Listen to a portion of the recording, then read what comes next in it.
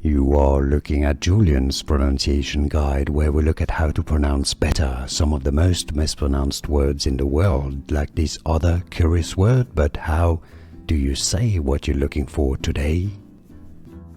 We are looking at how to pronounce this word, and we'll be looking at how to say more confusing vocabulary. Stay tuned to the channel to learn more. For reference, in French it's said as placage.